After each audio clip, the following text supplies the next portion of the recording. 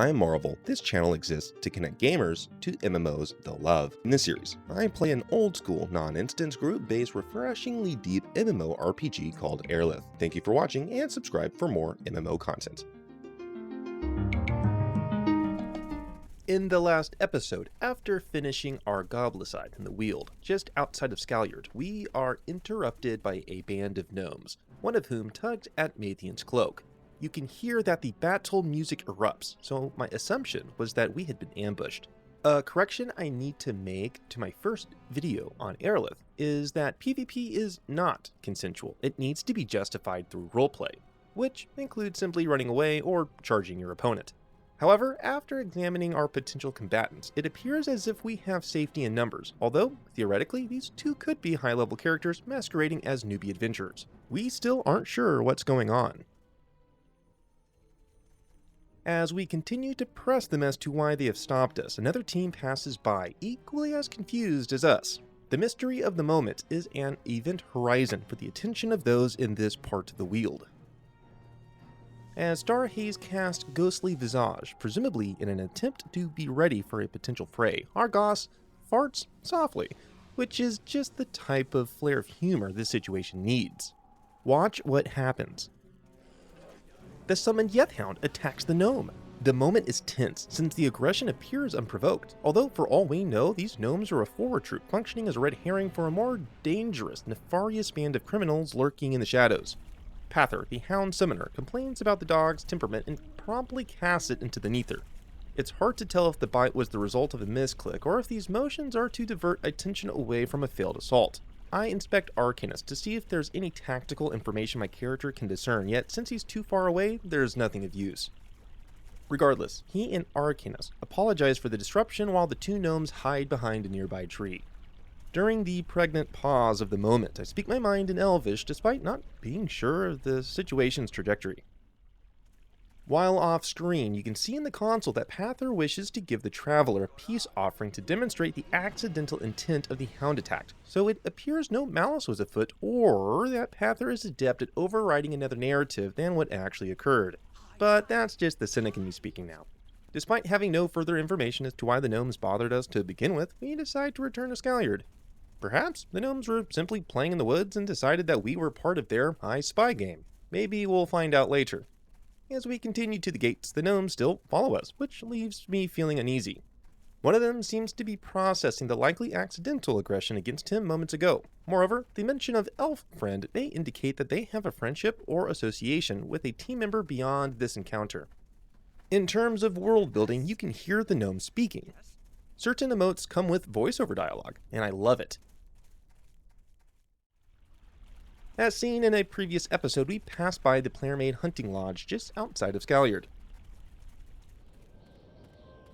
Inside the city, we trust that Mathian will sell the goods for maximum price, distribute special gear accordingly, provide Starhaze the magical blood for her herbalism request, and provide an even split of the coin.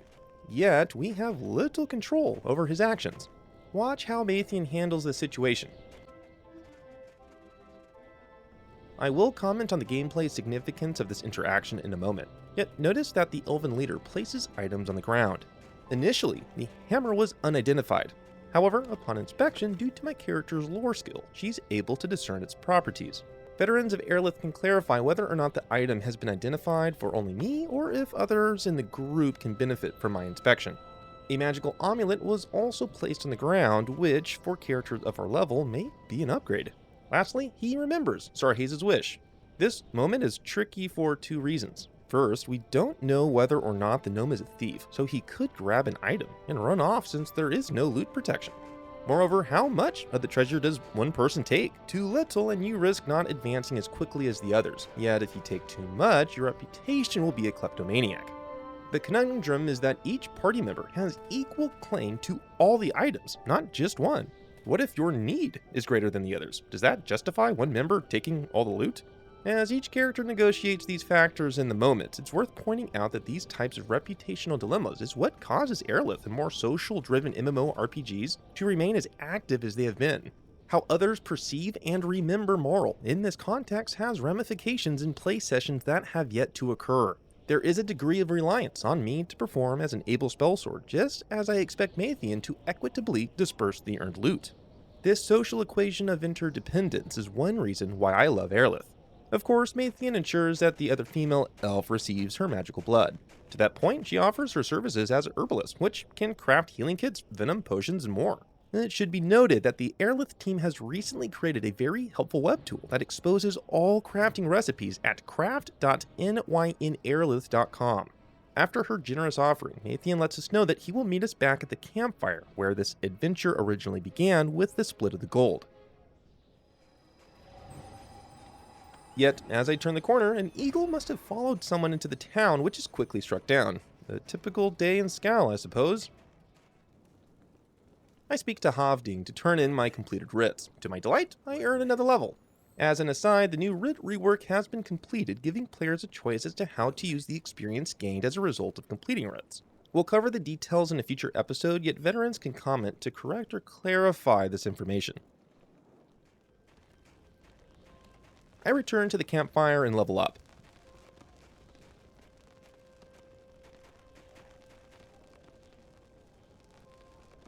I continue to invest in the skills that have so far been useful. Concentration that makes you more likely to cast a spell in melee, discipline for defense against melee traits, healing that adds to your healing kit's total, leadership, which we'll explore in a later episode, lore for examining magical items, and spellcraft that helps discern which spells are being cast.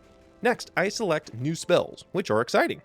Stone Skin, that we've already seen in action in the last episode, and Death Armor, which is a damage shield, a feature I have adored since encountering them in early EverQuest. I'm now level 5, yet at level 6 is when the Spell Sword class begins to shine, which will be shown in a future episode. Mathian returns from selling our loot and approaches the campfire with us in anticipation for our reward. He approaches each one of us in turn and gives us our due. My cut is 1,200 gold pieces. Yet recall that I made an additional 1,000 from the mayor. For reference, if someone were to solo the entire camp, they likely would leave with nearly 5,000 coins, yet it's safer with numbers. This is a typical dilemma in Arelith. Do you solo for greater treasure, or group up for safety? Of course, money is principally useful if used, so I head into the bazaar to see if I can now afford better equipment. However, what comes through the door? I believe this is a totemic druid who is also skillful in animal empathy. The elk is similar to the elite hobgoblin in the Weald we defeated in the last episode, yet this cat was able to turn it into a henchman. I think manipulating the game world like so is another draw of Arelith and reminds me of charming wild cats in early EverQuest as a druid. Veterans of Arelith, what other features keep you playing on this server? I walk to the banker who notifies me of my debt, which I repay, so I no longer owe the bank any coin. However, wishing to update Marle's outfit, I walk over to the lodge.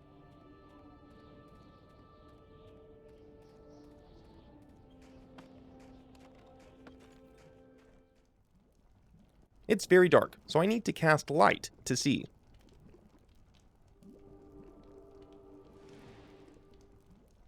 I make my way into a dressing room of types, which includes the 2 mirrors available upon character creation to modify your outfit.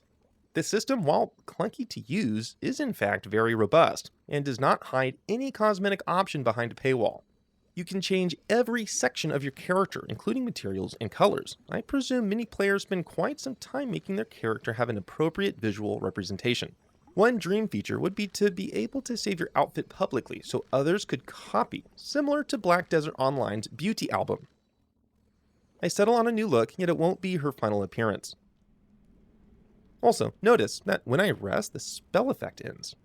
While I'm in a safe area currently, I need to remember that if I rest in a dungeon or in the wilderness, I need to be sure that I can defend myself in the event of an ambush, despite losing all the critically important boons of my defensive spells. But enough cosmetics. It's time to test the efficacy of my new spells. What's a better way than to wade right into danger?